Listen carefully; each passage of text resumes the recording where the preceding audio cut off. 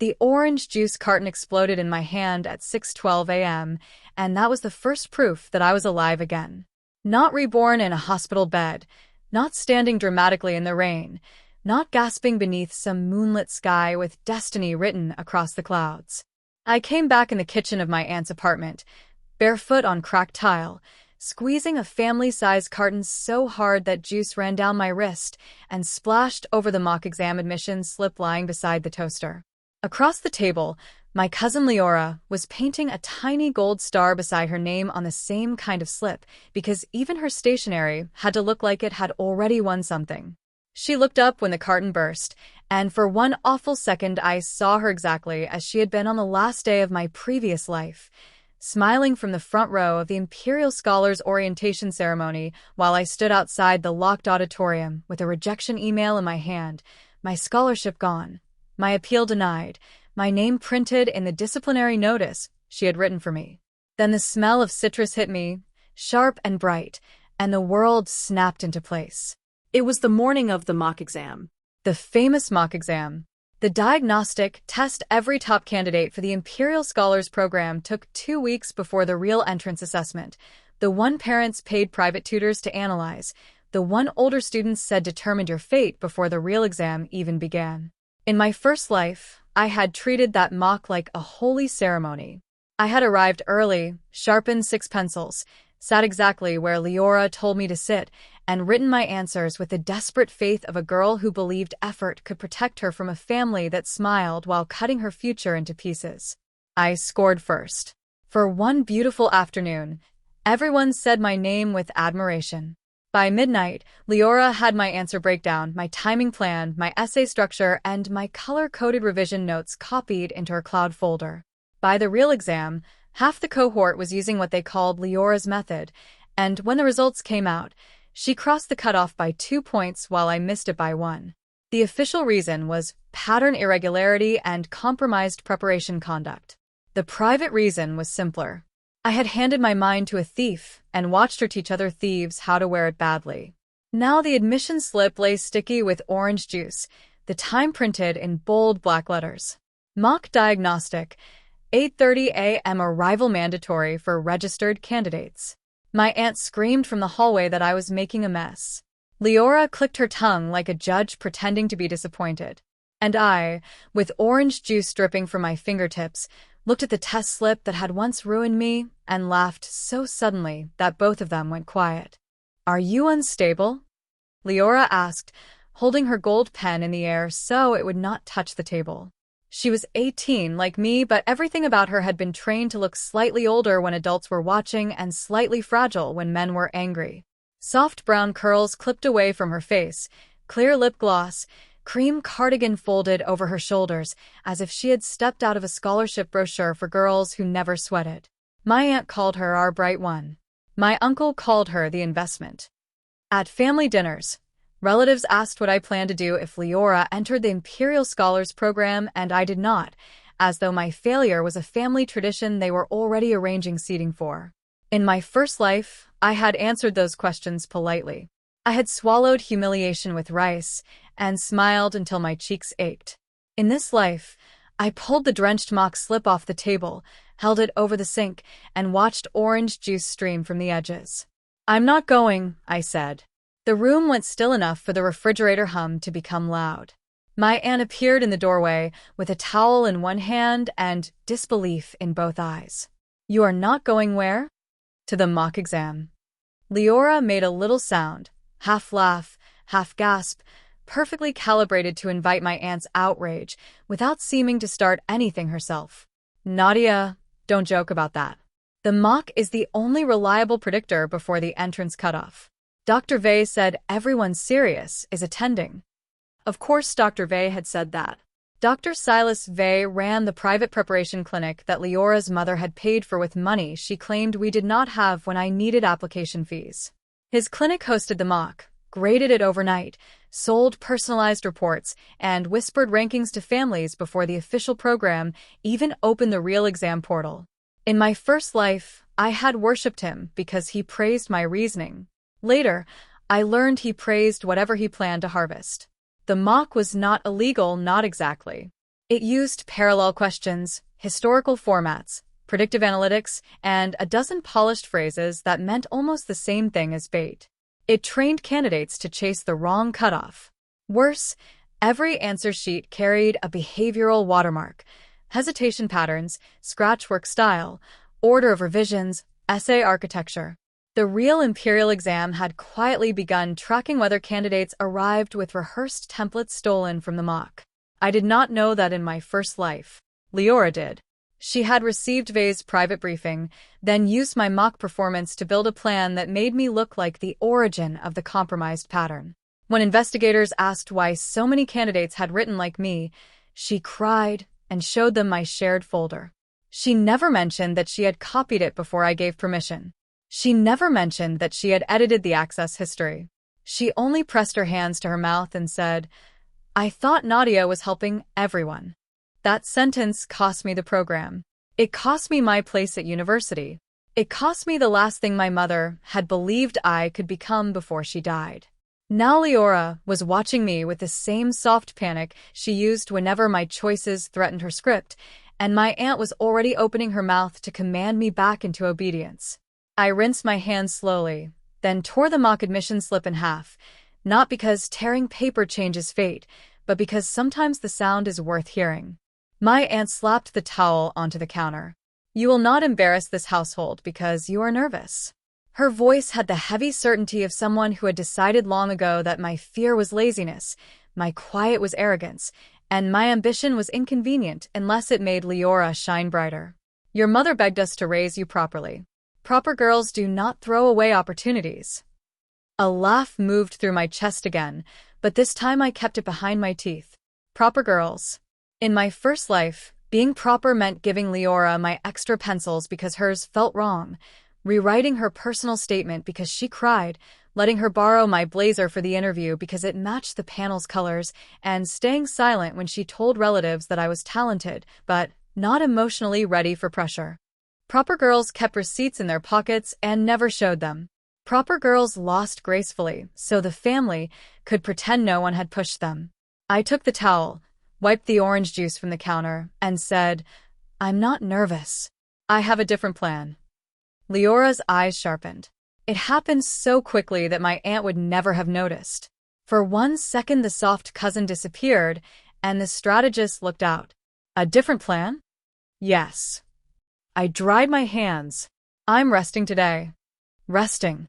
My aunt barked the word like I had announced a crime. Leora recovered faster. She leaned forward, cardigan slipping from one perfect shoulder. "Nadia, I know you like doing things your own way, but this mock gives you the ranking data. Without it, you won't know where you stand." I know exactly where I stand.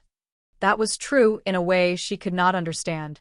I stood 12 days before the real exam, 29 hours before the Imperial portal opened its quiet verification window, for minutes before Leora would send her first message to the candidate group chat urging everyone to trust her proven plan, and one lifetime after learning that knowing where you stand does not matter if you stand where thieves expect you.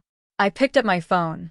The group chat already had 93 unread messages from candidates panicking about breakfast, pencils, lucky socks, transport, and whether Dr. Vei's mock used the new ethical reasoning section. In my first life, I had answered 3 questions, calmed 2 anxious students, and sent a photo of my revision schedule when someone begged for guidance. That photo became Exhibit B. Today I typed nothing. Leora's phone buzzed. She glanced down, then smiled. "Everyone's asking if we're leaving together. Tell them you are. And you. Tell them I overslept." The smile vanished. "That makes you look irresponsible." I looked straight at her. "Then you should enjoy that." For the first time since I returned, Leora's face cracked in a place no one else could see. She had planned for my fear, my anger, maybe even my refusal. She had not planned for me giving her exactly the kind of rumors she could use. A foolish Nadia. A lazy Nadia. A Nadia who skipped the most important mock exam of the season. She looked at the torn admission slip in the sink, then at me, and the calculation returned to her eyes like a light switching on. If I skipped, she could own the room without competing against my score.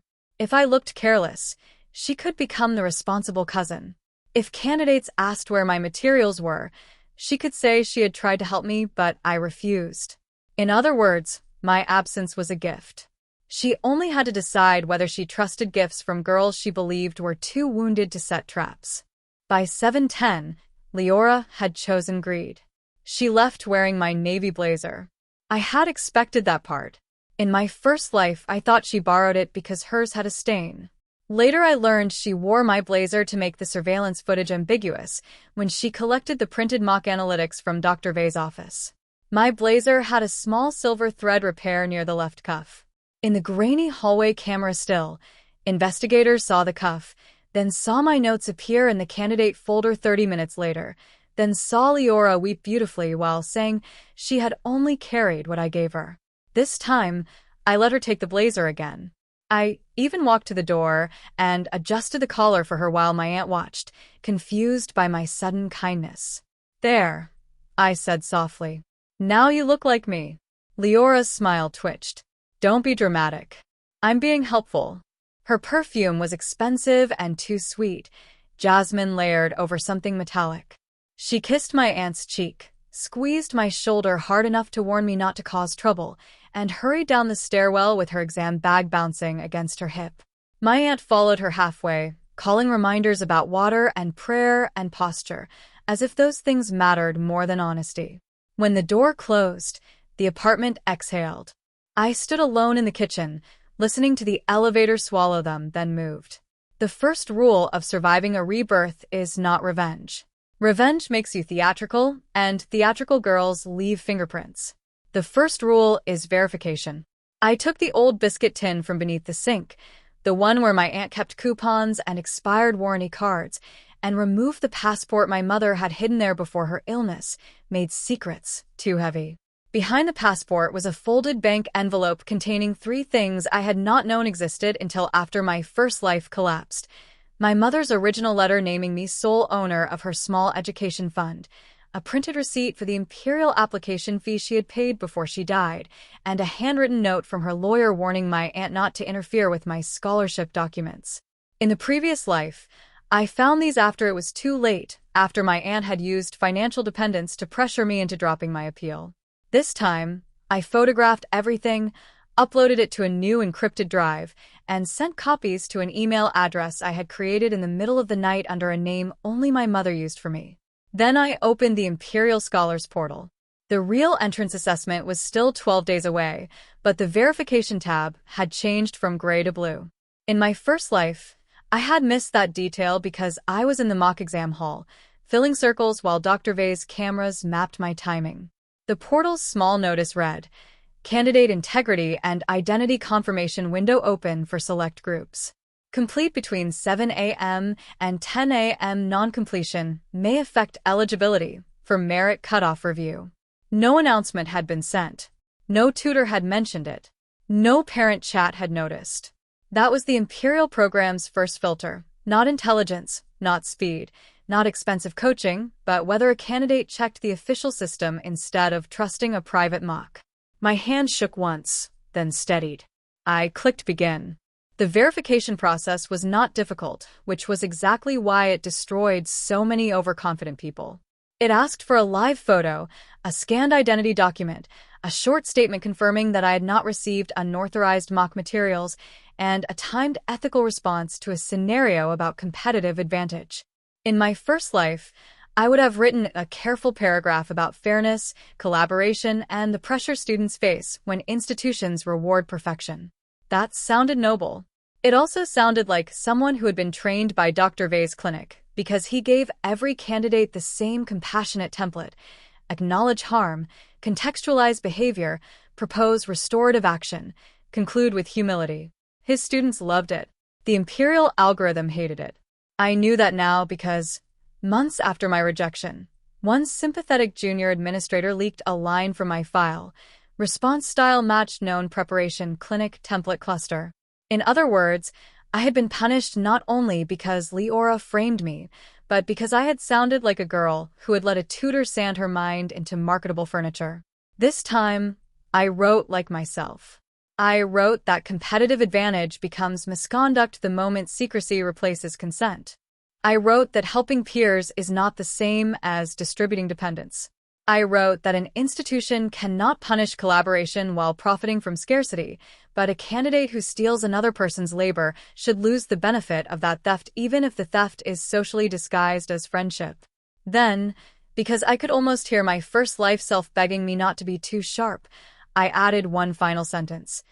I would rather score lower with my own reasoning than cross a cutoff wearing someone else's mind. The portal accepted the response. A green tick appeared beside my name. My candidate profile refreshed and a new document unlocked. Official assessment update. My pulse slowed as I read it. The real exam would not resemble the mock. The weighting had changed. The mathematical reasoning section was reduced. The writing task was now a live response to unseen policy material. The old prediction grid that Dr. Vey sold for thousands had become a map to a country that no longer existed. At the bottom of the update was a warning in plain language that should have terrified anyone in a mock hall. Candidates are reminded that external diagnostic assessments are not affiliated with the program. Reliance on unauthorized predictive materials may compromise performance and eligibility. I thought of 90 students sitting under fluorescent lights, trusting Leora's smile, waiting for a mock exam that would teach them exactly their wrong instincts. Then I thought of my first life, when those same students forwarded my notes, repeated my phrases, watched me fall, and called it unfortunate. Compassion rose in me, thin and automatic. I examined it like a bruise. Then I closed the update, saved the official syllabus, and began preparing for the exam that actually mattered. By 8:42, the group chat had turned into a shrine to Leora.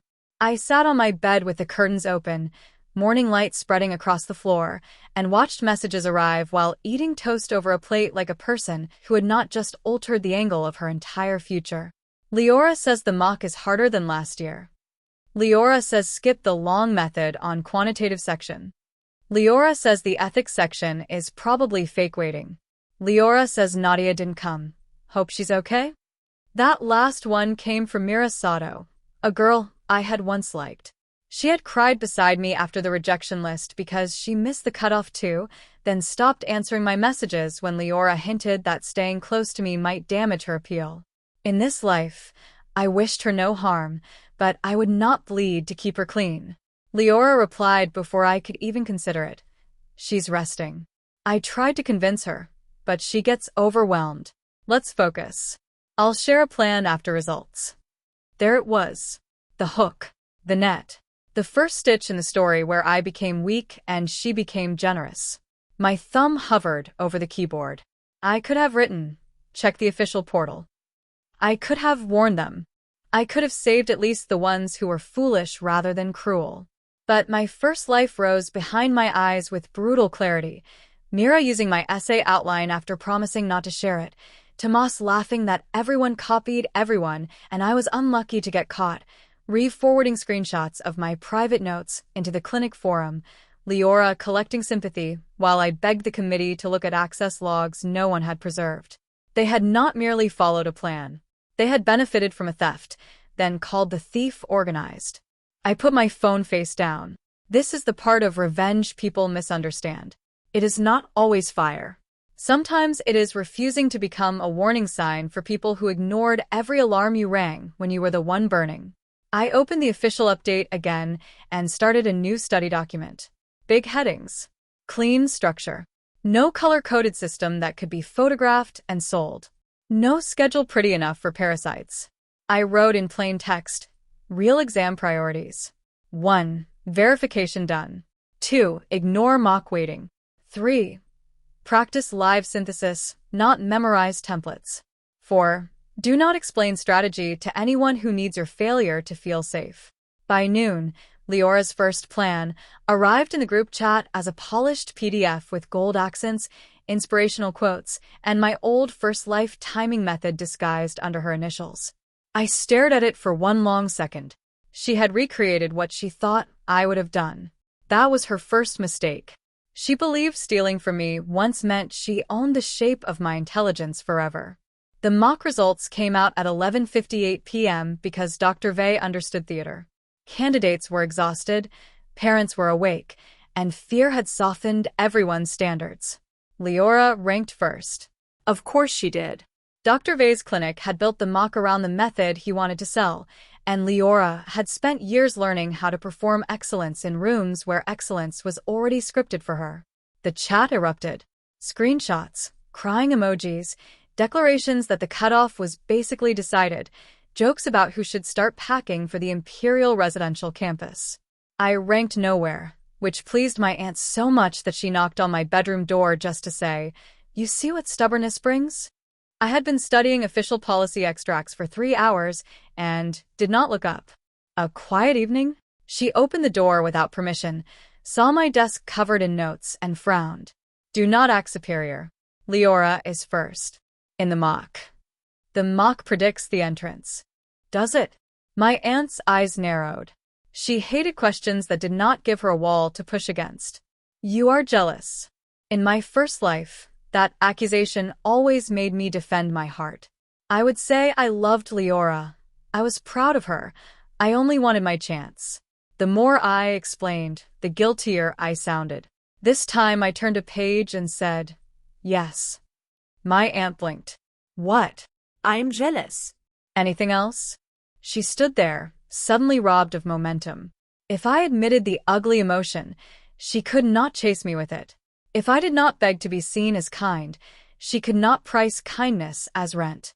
She muttered that my mother would be ashamed and slammed the door. The sentence hit less sharply than it used to. Maybe because I had my mother's letter in the encrypted drive. Maybe because shame loses its teeth when you finally know whose mouth it came from. A minute later, Leora messaged me privately. Her text arrived with a little sparkle sticker. "Nadia, are you okay? Andy said you're taking this hard. I can share my mock report if you promise not to spiral." I smiled. In my first life, I would have thanked her. I would have opened the report, studied the breakdown, adjusted my plan, and stepped deeper into the pattern trap. This time, I replied, "Congratulations. Keep using it." 3 dots appeared, disappeared, appeared again. That sounds strange. You won. Enjoy it. Don't be bitter. I'm trying to help. I typed, deleted, then sent only one sentence. "I know exactly what you're trying to do." She did not answer for 8 minutes. When she finally did, the sweetness was gone. "Then don't complain later." I leaned back in my chair, letting the silence settle around me like armor. Later was the only place I had power now. The next 10 days became a study in watching people choose the wrong door because it was decorated better. Leora's plan spread beyond our group chat into the wider candidate forum. She hosted late-night live sessions with Dr. Vei's blessing, explaining how the mock revealed the real hidden emphasis of the entrance exam. Candidates adore her because she made panic feel organized. She told them to drill rapid, quantitative shortcuts even though the official update had reduced that section. She told them the policy synthesis task would reward elegant structure over original argument because the mock graders loved her template. She told them not to waste time on portal notices because the program always overcommunicates anything important, and when one nervous student mentioned hearing about a verification window from a cousin in another city, Leora laughed gently and said misinformation was part of the stress ecosystem. That phrase became a meme. People repeated it whenever someone asked uncomfortable questions. Stress ecosystem. Fake update. Ignore distractions. Trust the data. Watching it unfold felt less like revenge than archaeology. I was seeing the buried bones of my first disaster arranged in daylight, each rib labeled with the name of someone who had insisted no one meant harm. My own days were ugly and unglamorous. I woke at 5, walked to the public library before my aunt could assign chores, and worked through official policy briefs until my eyes burned. I practiced writing arguments that did not sound polished. I recorded myself explaining unfamiliar passages aloud, then forced myself to answer without my favorite phrases.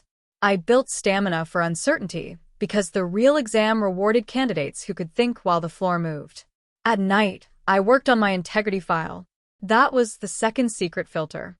Any candidate near the cutoff could be reviewed for conduct, identity, and preparation independence. In my first life, Leora had filled that file with poison before I knew it existed. This time, I filled it first. I uploaded my mother's application receipt, my verification confirmation, screenshots showing Leora distributing her mock plan without my involvement, and a short statement documenting that I had not attended Dr. Vei's diagnostic. I did not accuse her of theft. Not yet. Accusations invite defense. Patterns invite investigation. I simply placed clean evidence in the path of anyone who later wondered why so many candidates wrote like one another. On the 5th day, Mira messaged me privately. "Can I ask something without drama?" I stared at her name for a long time. In my first life, she had not been the worst. That was the dangerous thing about betrayal. The almost kind ones hurt because you keep wanting to make exceptions for them. "Ask," I typed. "Did you really skip because you knew something?" My pulse shifted. Why? Some portal rumor. Leora says it's fake. But you're weirdly calm. There it was, a small door. I could have opened it. I could have sent her the official update.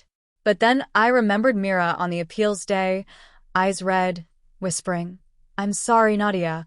I can't be connected to this," while holding a folder of my copied notes in her own handwriting. I wrote, "The official portal is available to every candidate." She read it. No answer. 10 minutes later, in the group chat, she posted, "Anyone else check portal?" Leora responded with a laughing voice note, "Please don't let fear ruin your focus. Mock data is objective. Random portal anxiety is not." 37 people liked it. Mira sent no further messages. I closed the chat and returned to my work. The night before the real exam, my aunt made celebratory soup for Leora and forgot to set a bowl for me. That was not unusual. What was unusual was that I felt grateful, because hunger sharpened me better than conversation. Leora sat across the table in a white blouse, hair pinned back, mock rank certificate propped against the fruit bowl as if it were a visiting saint.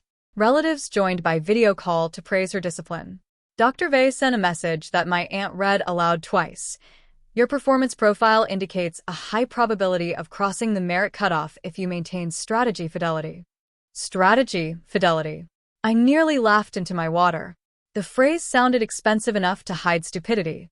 My uncle asked Leora what she would do first after entering the Imperial campus.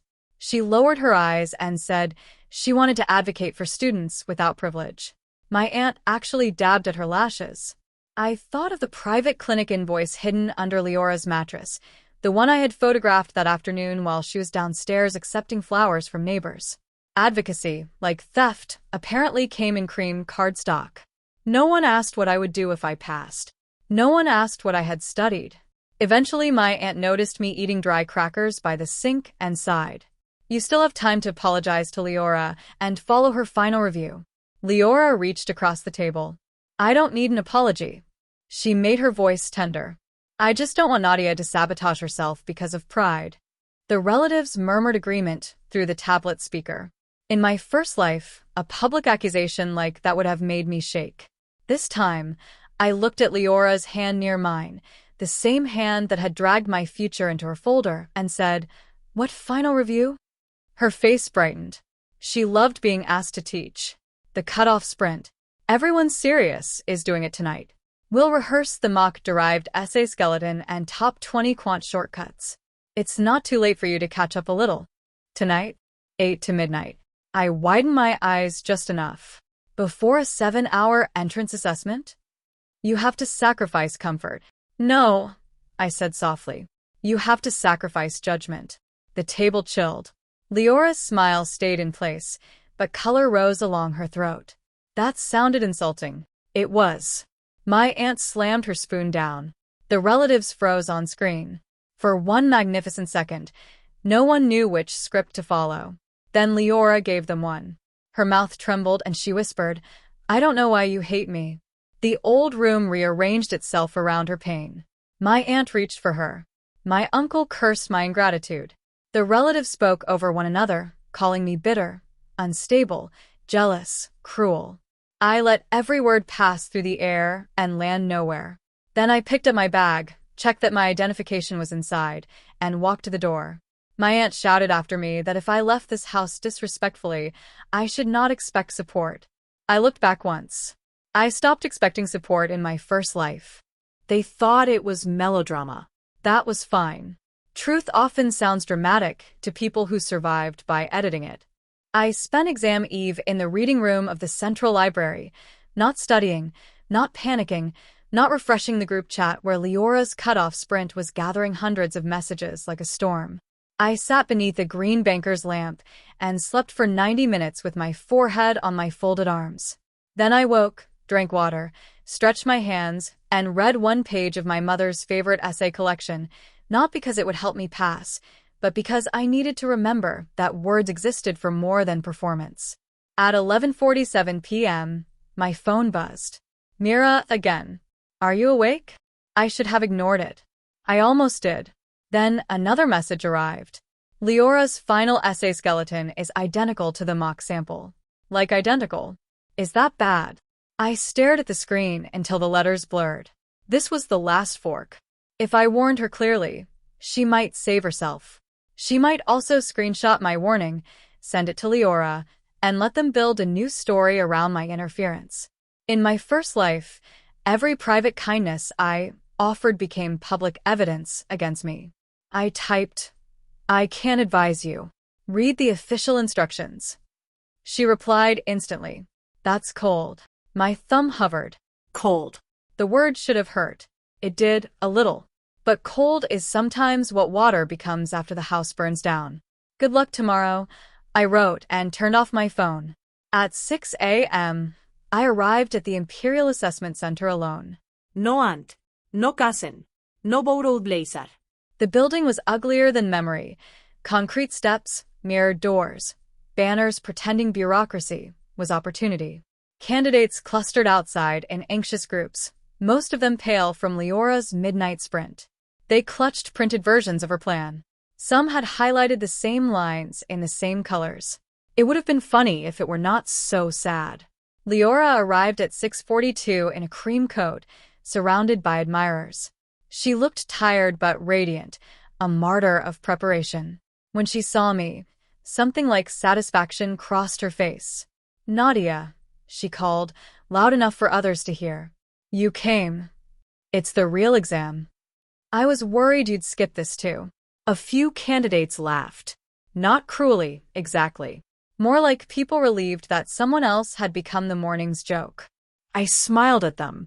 No. I only skip rehearsals for traps. The laughter died, awkwardly. Leora tilted her head. Still being mysterious? Still being confident? I have reason to be. So do I.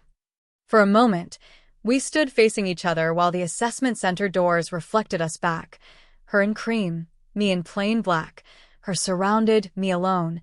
Her holding a polished plan, me holding nothing but official identification and a clear head. Then the doors opened, and a staff member stepped out with a clipboard. "Candidates who completed integrity verification, please proceed to Lane A. Candidates requiring eligibility review, Lane B." Half the crowd blinked. Leora did not move. "Eligibility review," someone whispered. Mira, standing near the back, looked at me with sudden fear. I walked to Lane A. The real exam did not feel like an exam. It felt like a machine designed to punish rehearsal. The first section gave us a policy memo about rural hospital funding, 3 conflicting stakeholder statements, and a data table with missing context. The prompt asked us to identify which claim should not be trusted and why. Anyone using Leora's mock skeleton would open with a balanced thesis, define fairness, propose a 3-part solution, and sound elegant while missing the trap. One stakeholder had quoted a statistic from a year before the hospital merger, making the comparison invalid. The second section presented a mathematical reasoning problem where the fastest shortcut produced a plausible wrong answer unless you noticed that the sample population changed halfway through. Dr. Vei's top 20 shortcuts would eat that question alive and leave only bones. The ethical response was worse. It asked whether candidates should report peers who relied on widely circulated unofficial prediction materials if the materials were not explicitly stolen.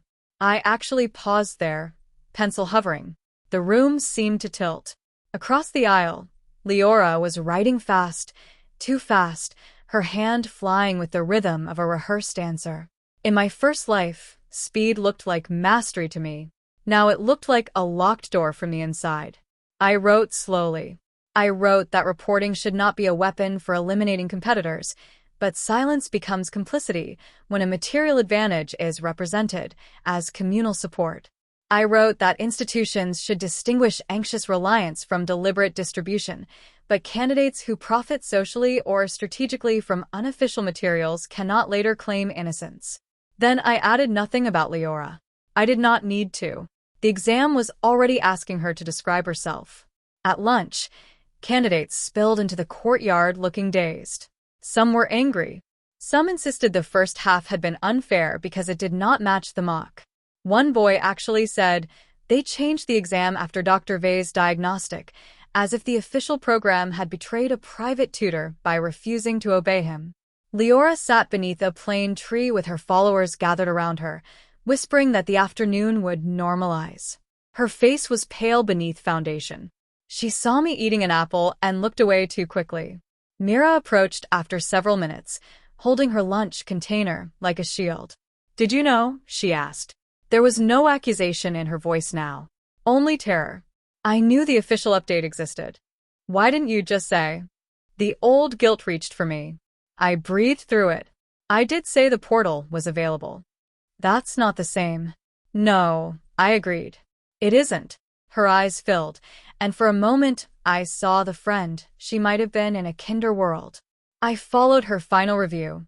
"I know. I thought you were just angry." "I am angry. Are you happy we're failing?" The question was a blade wrapped in cloth.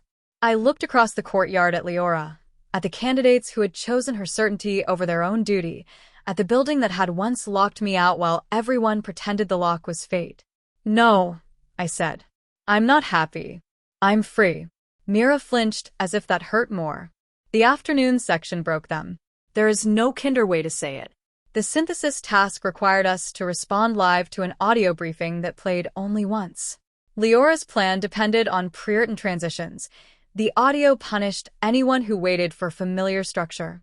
The interview simulation asked candidates to revise their answer after receiving contradictory evidence, which exposed those who had memorized conclusions instead of building reasoning. The final short response asked us to explain a time we chose not to participate in a competitive activity and what we learned from absence. I almost smiled.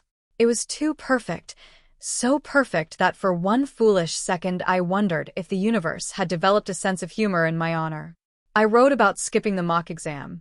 I did not name Leora. I did not mention Rebirth. I described the pressure to join unofficial systems because everyone else called them necessary, the fear of falling behind, the discipline required to separate preparation from performance theater. I wrote that absence can be a form of evidence that a candidate is willing to be misunderstood in the short term to protect independent judgment in the long term. When the final bell rang, the room did not erupt in relieved chatter. It made a smaller sound, paper shifting, chairs scraping, breath returning to bodies that did not trust it yet. Outside, Leora was waiting by the lockers. Her followers stood at a distance now, as if uncertainty were contagious. She stepped into my path. "What did you submit in your integrity file?" No greeting. No softness. No cousin act. Just the knife, finally visible. I slid my pencils into my bag. Truth. "What truth?" Mean. Her eyes flashed. "Don't play with me. You've been playing with everyone for years. If you sense something about me, I'll tell them you're retaliating because you skipped the mock and panicked. Will you? Everyone knows you're jealous." "Good." She stared, thrown again by my refusal to fear the ugly label. "You think being calm makes you innocent?" No. "Evidence does." That word changed her breathing. "What evidence?" I looked at my blazer on her shoulders. She had worn it again today. Of course she had. She believed symbols worked because they always had. "You should return that before someone mistakes you for me." She grabbed the lapel with one hand, then seemed to realize the motion looked guilty and let go. "You're nothing without me." The sentence came out low, almost involuntary. There she was.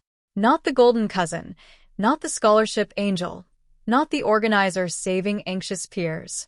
Just a frightened girl who had built her excellence out of stolen scaffolding and mistaken the scaffolding for bone. Maybe, I said. But tomorrow, we find out what you are without my notes. I walked away before she could answer. Behind me, for the first time in 2 lives, no one followed. Results were not supposed to release for 5 days. That was another thing the mock culture got wrong. It trained candidates to expect immediate ranking, instant feedback, numbers fast enough to become personality. The Imperial program moved slowly when it was judging and faster when it was investigating. On the second morning after the exam, every candidate received the same email: eligibility review notices issued. The group chat detonated. People posted screenshots of yellow status bars, requests for clarification, warnings not to panic. Leora posted nothing for 13 minutes. Then she wrote, "This is standard for borderline candidates. Don't spiral." A minute later, someone replied, "Mine says review for preparation material irregularity." Another, "Mine too." Another, "What does template cluster mean?" Then Mira posted a screenshot with her name, partly covered. Preliminary score above general cutoff. Merit cutoff review paused pending preparation independence assessment. The chat went silent. Above the general cutoff. Paused anyway. That was the cruelty of Leora's plan. Some of them had been smart enough to pass, but their answers had arrived wearing the same borrowed uniform. Leora finally wrote, "Do not communicate with the program individually. It makes you look guilty. Wait for Dr. Vei's guidance." I almost admired the audacity. Even as the house burned, she was telling people not to open windows. My own email arrived at 9:04. I opened it with both hands steady. Preliminary result: above merit cutoff. Integrity verification complete. Status: advancing to final interview. For a moment, the room disappeared. Not because I was shocked, because some victories arrive so quietly that the body does not know where to put them. I read the line again. Above merit cutoff. Advancing. No yellow bar.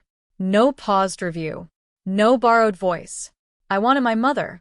The wanting hit so hard I sat down on the floor beside my bed and pressed the phone to my chest.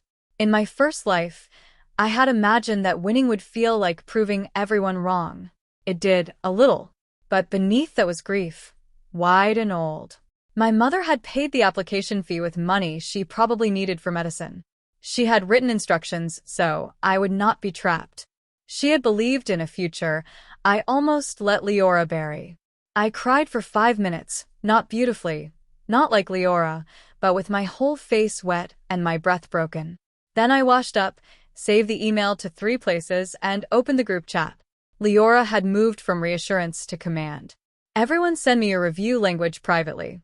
I'll coordinate a unified response." A unified response. My stomach turned cold.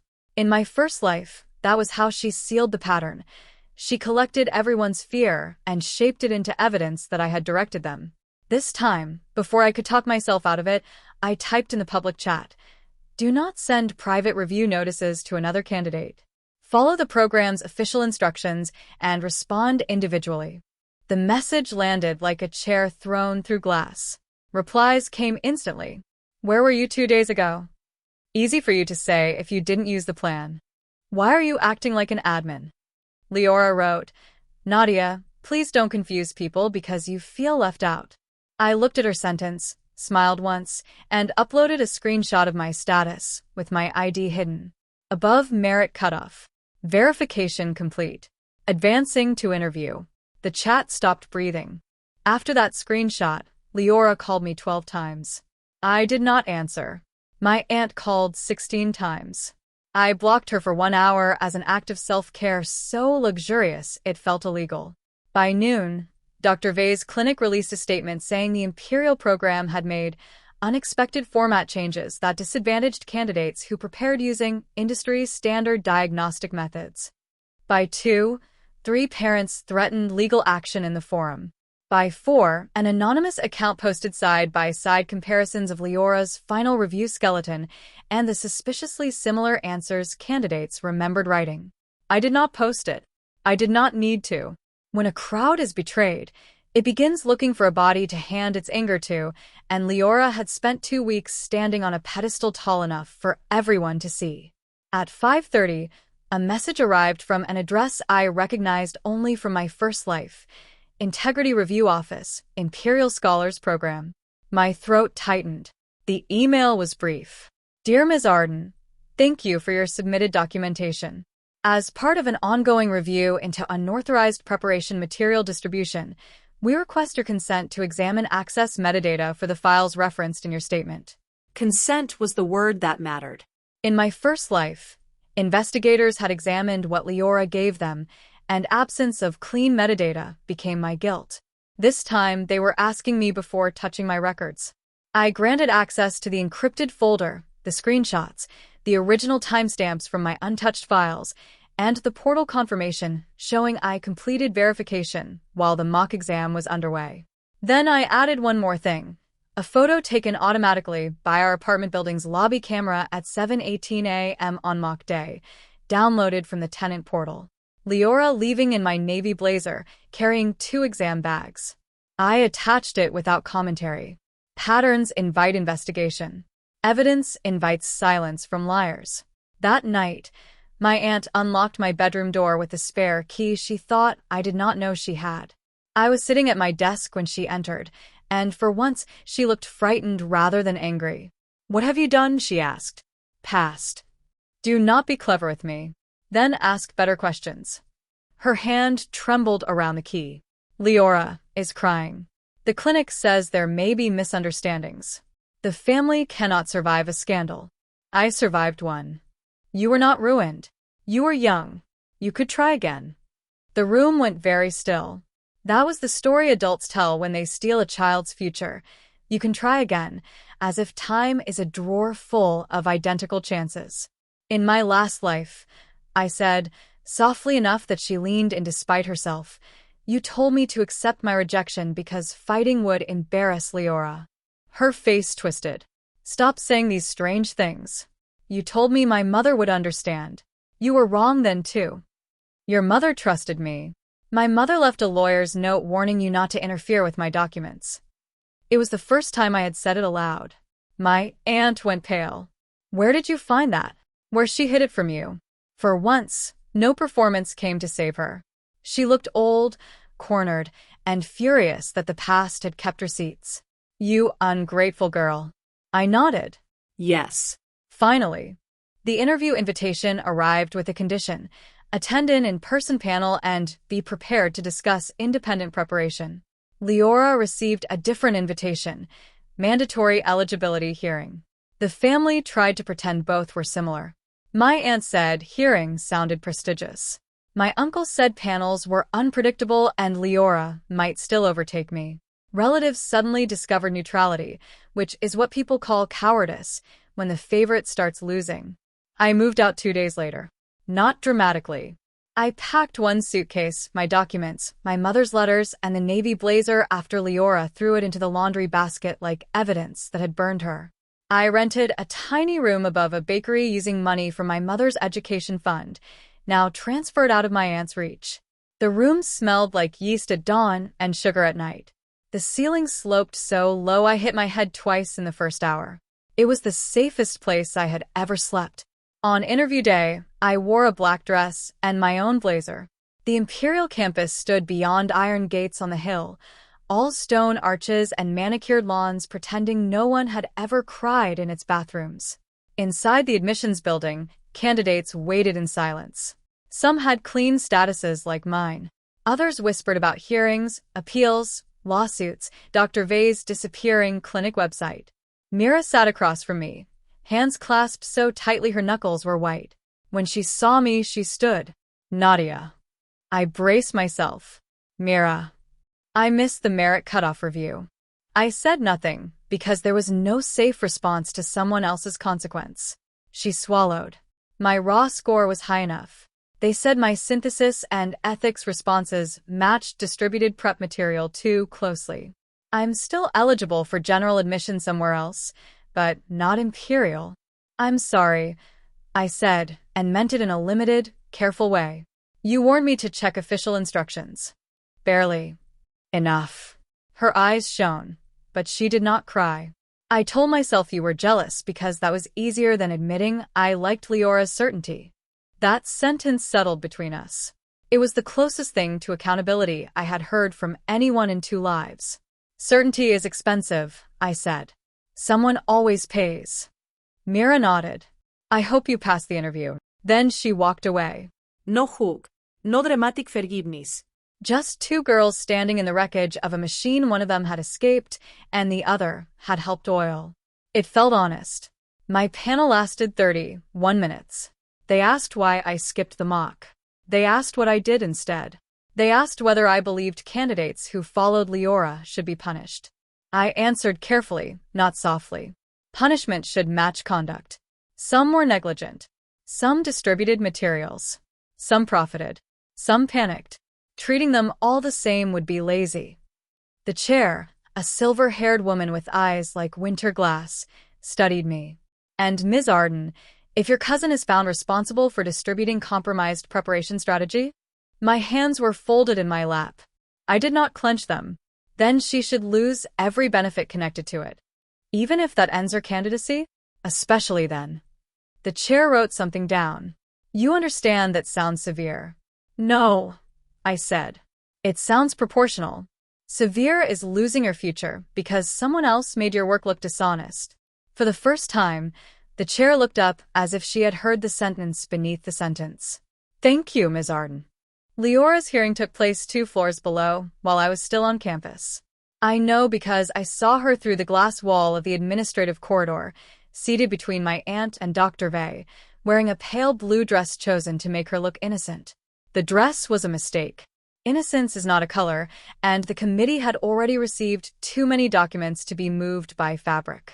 Dr. Vey looked smaller than I remembered, his silver hair flattened, his clinic confidence replaced by the sweaty focus of a man calculating liability. My aunt saw me first. Her mouth tightened. Leora followed her gaze, and our eyes met through the glass. In my first life, I had imagined confronting her with a speech so powerful that she collapsed beneath truth. Real life is less generous. She only looked at me with hatred sharp enough to be clean. No tears. No trembling. No cousin act. I almost respected it. Almost. A staff member opened the hearing room door and called her name. Before entering, Leora broke away from my aunt and walked toward the glass until only a pane separated us. You think they'll love you after this? She said. Her voice was muffled, but clear enough. No, that surprised her. I stepped closer. I think they'll use me if I'm useful, judge me if I slip, and forget me if I fail. That's why I stopped confusing admission with love. Her lips parted. For a moment, I saw not fear, but confusion. Leora understood competition. She understood envy, image, leverage, debt. She did not understand wanting a door open without mistaking the room behind it for home. You ruined me, she said. No, irraplia. I stopped editing your handwriting off the weapon. A security officer glanced over, and she turned away. The hearing door closed behind her. I did not wait outside. That mattered. In my first life, I spent hours outside offices waiting for powerful people to decide whether I deserved mercy. This time, I went to the campus cafe, bought tea with my own money, and sat by a window overlooking the courtyard. Students crossed the grass carrying books, laughing, arguing, existing inside a life I had once treated as salvation. My phone buzzed at 3:16. Not from Leora. Not from my aunt. From the Imperial portal. Final interview status. Passed. Merit offer pending completion of cohort review. I read it once, then again. The offer was not final, but it was close enough for my hands to tremble. 5 minutes later, the candidate forum erupted. The program had released a public notice. Several candidates had been removed from merit consideration due to verified use or distribution of unauthorized predictive preparation materials. Dr. Vey's mock diagnostic was under review. The program would provide individual decisions and preserve appeal rights. It named no students.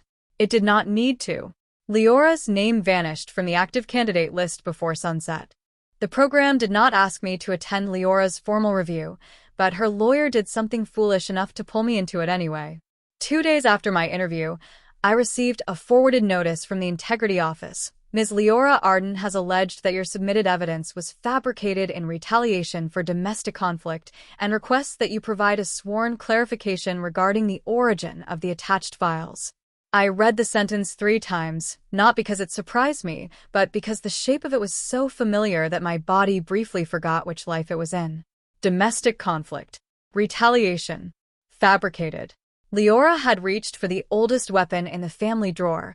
Make my evidence sound emotional before anyone could examine whether it was true. In my first life, I had answered accusations by explaining feelings. I wrote pages about being hurt, confused, betrayed, desperate to be heard. Those pages made me look unstable because committees do not know what to do with pain unless it arrives as a footnote. This time, I wrote 3 paragraphs and attached 12 files.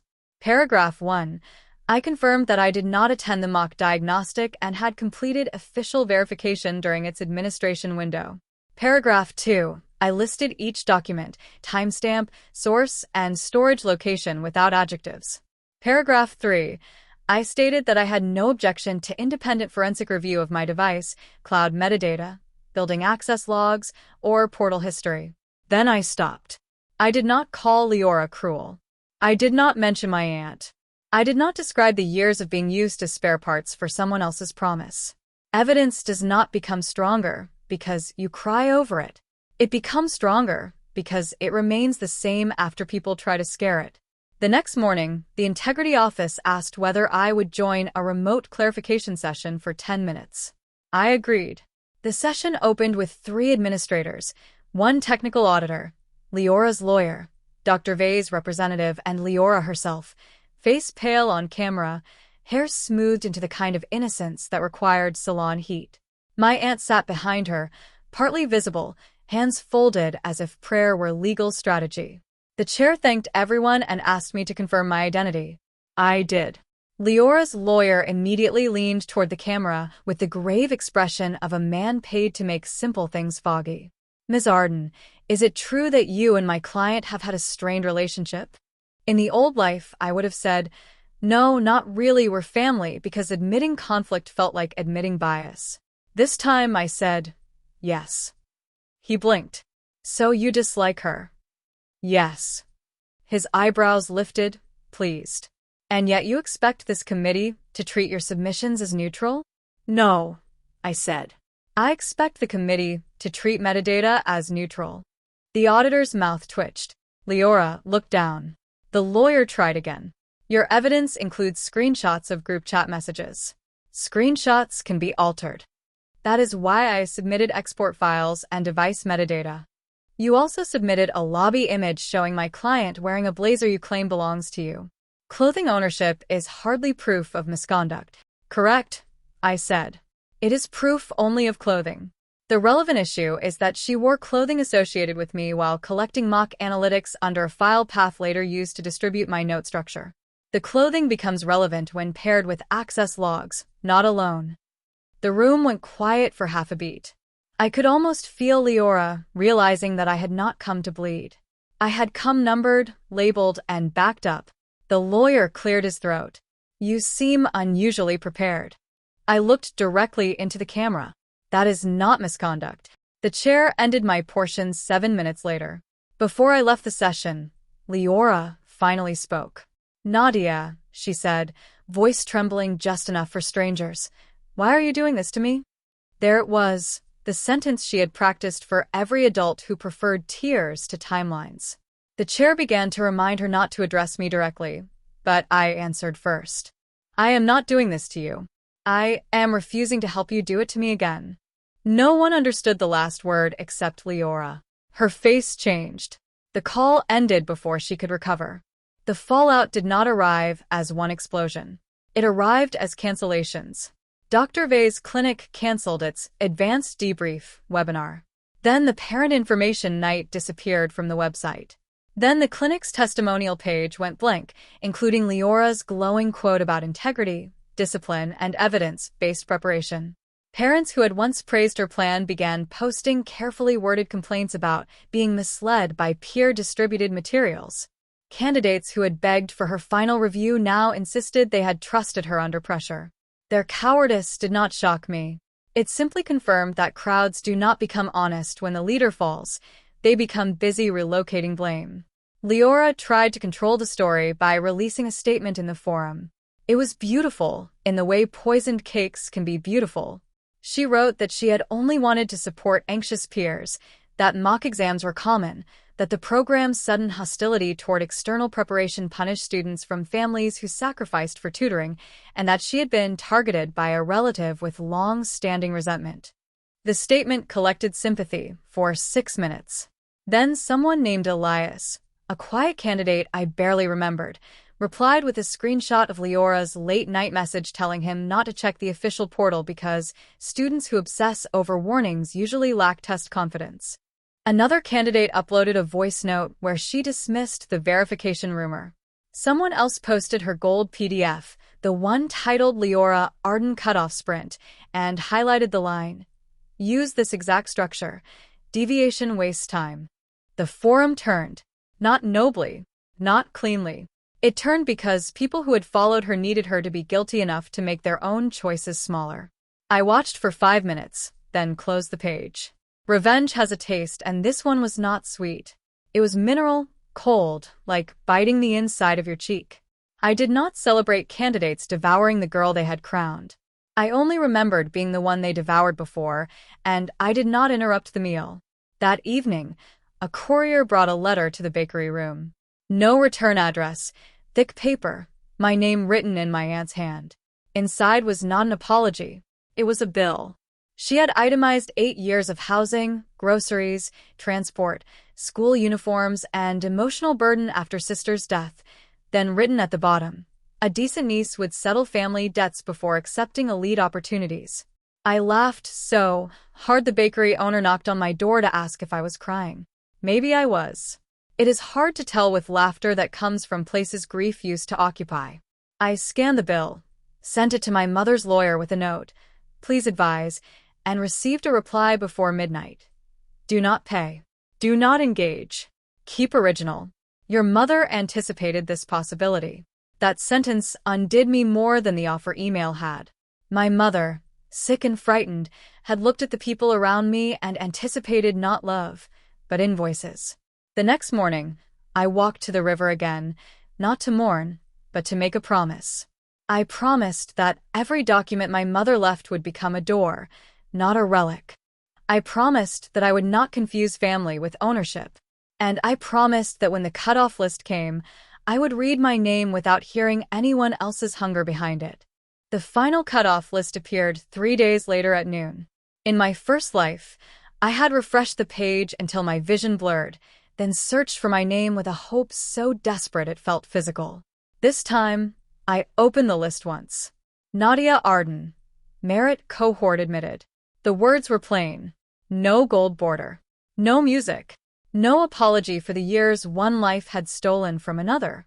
I sat in the bakery room with flour dust drifting through the open window and let the sentence become real. Then I scrolled. Leora's name was not in the merit cohort. Not in the general waitlist. Not in the appeal pending category. She had been marked ineligible for the cycle. Dr. Vei's clinic closed its website within the hour. The group chat dissolved into fragments, some angry, some ashamed, some still insisting the program had targeted ambitious students. Mira sent me one message. I didn't get in. I'm applying elsewhere.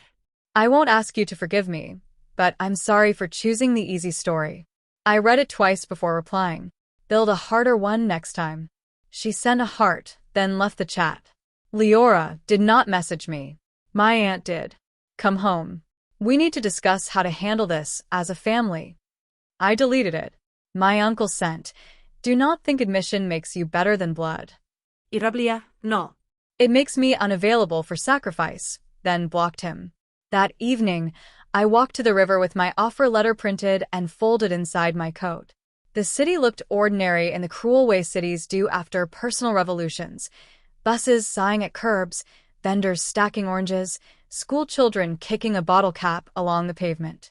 In my first life, after missing the cutoff, I had come to this same river and imagined stepping past the railing, not because I wanted death exactly, but because I could not imagine returning to a house where everyone had already decided my pain was inconvenient. I did not step over. I went home, endured, appealed, lost, and lived long enough to die in smaller ways, accepting a course I did not want, working for people who pronounced my name wrong, watching Leora give speeches about resilience with my sentences shining in her mouth. Rebirth had not erased that life. It lived in me like a scar under good fabric. But now I stood at the railing with the river wind lifting my hair, and the offer letter in my pocket felt less like victory than return. Return to myself. Return to my mother's faith. Return to the girl who had once believed effort could protect her, now older, sharper, and finally willing to protect her effort. The orientation ceremony happened 6 weeks later in the Imperial Hall, a room with a ceiling painted to resemble an open sky. I arrived early because I wanted to see the seats before they filled, to prove to my body that doors could open without vanishing. My name was printed on a card in the 3rd row. Not Leora's. Not guest. Not pending review. Nadia Arden, merit cohort. I touched the card once, then sat. Around me, admitted students whispered, compared dorm assignments, pretended not to measure one another. Some recognized me from the forum and looked away. Some nodded. No one mentioned the mock. Scandals become ghosts quickly when institutions prefer clean ceremonies. The program director gave a speech about integrity, curiosity, and independent judgment. It was polished, of course, but when she said the cohort had been selected not only for performance, but for the capacity to think without borrowed certainty, her eyes moved briefly to me. I did not smile. I did not need public acknowledgement. Public acknowledgement is fragile. Records are better. After the ceremony, as families gathered for photographs beneath the painted sky, I saw Leora at the back of the hall. She had no badge. No cream code. No crowd. My aunt stood beside her, face tight with the effort of appearing dignified among people who had read enough rumors to guess. For a moment, the old reflex rose. Go to them, soften it, make peace, make yourself smaller so no one has to stand in the full size of what happened. Then Leora looked at my name card in my hand and smiled. It was not a kind smile or a defeated one. It was a promise that she would survive by rewriting this too. I believed her. People like Leora do not disappear because one door closes. They become victims in another room, leaders in another circle, cautionary tales only to people who can afford caution. That knowledge did not frighten me anymore. I walked toward her because avoiding her would give her too much shape in my life. My aunt stiffened. Nadia, she said, as if my name itself were an accusation. Leora spoke first. Congratulations. Thank you. Enjoy it while it lasts. There it was, the little hook. In my first life, I would have bitten down. I planned to, I said. Her eyes narrowed. You really think you won because you're better? I looked around the hall, the painted sky, the name cards, the students holding futures in paper folders, the staff pretending not to watch. Then I looked back at my cousin. No. I won because this time I stopped taking exams other people wrote for me. She flushed. My aunt hissed my name. I placed my name card carefully inside my folder. And Leora? She lifted her chin. What? Next time you build a plan, make sure it survives without me. I left them there. No slap. No scream. No final collapse. Just 2 people standing beneath a false sky while I walked out under the real one. That night, after the ceremony, I did something my first life self would have found impossible. I wrote down what had happened without trying to make myself sound innocent. I sat at the bakery desk with a cheap notebook, the offer folder open beside me, and listed the events in order from the orange juice carton to the orientation hall. Not feelings first. Facts first. Then, in a second column, I wrote what each fact had taught me. Skipping the mock taught me that being misunderstood is survivable. Completing verification taught me that official doors often open quietly while everyone is worshipping loud ones. Watching the group follow Leora taught me that people do not need to be evil to become dangerous. They only need comfort, fear, and someone pretty enough to hand them permission. Seeing Mira apologize taught me that accountability can arrive too late and still matter a little. Seeing my aunt send an invoice taught me that some love is just debt collection wearing perfume. By the time I reached the bottom of the page, my hand ached, but my mind felt cleaner than it had in years. I tore out no pages. I crossed out nothing. Then I wrote a final line beneath the list. I am allowed to remember accurately. That line became more important than the admission itself. Because victory, I learned, has a strange weakness. Once you get what you fought for, people expect you to become generous about how they tried to stop you. They want your success to launder their conduct. They want to say, it all worked out, as if the ending crawled backward through time and softened the beginning. I refused. I would not spend my new life polishing old knives so the people who held them could see their faces in the shine. The next day, I opened a new bank account, changed every recovery email attached to my documents, requested paperless communication from the program, and sent my mother's lawyer authority to handle any family contact related to money. These were not dramatic acts, but they felt like rebuilding a skeleton. One password, one address, one signature at a time, I became harder to steal. In the afternoon, the program sent a pre-arrival package with reading lists, housing forms, scholarship conditions, and a note reminding merit students that admission could be revoked for future conduct violations. I read that note twice and smiled, not because I feared it, but because for once the rule protected me too. Leora had taught me that talent without boundaries becomes a public resource. The program, cold as it was, had taught me something else. A boundary written clearly enough can become a wall. So I wrote mine everywhere. No shared notes without attribution. No private tutoring groups run by competitors. No family access to portals. No explaining my choices to people committed to misreading them. No confusing loneliness with error. The rules looked severe on paper. They felt like oxygen. One more envelope arrived before I moved, this one from the program rather than my family. It contained a formal record of the cohort review outcome and a sentence I had not known I needed until I saw it printed.